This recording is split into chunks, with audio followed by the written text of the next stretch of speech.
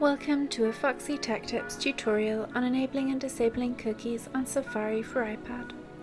If you find this tutorial helpful, please consider subscribing to my channel and liking the video. Start by opening the Settings app on your iPad.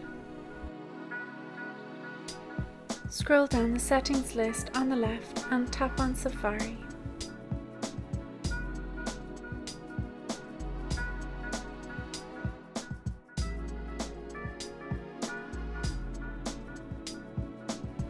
Under the Privacy and Security heading, there is an option called Block All Cookies.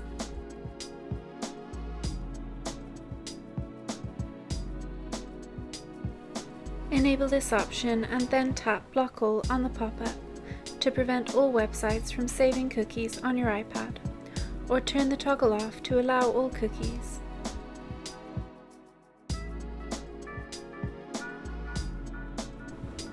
Be aware that some websites may not function correctly without cookies.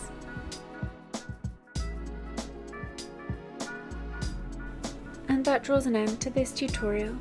Please like the video if you found it helpful and subscribe to Foxy Tech Tips for more iPad tips and tricks.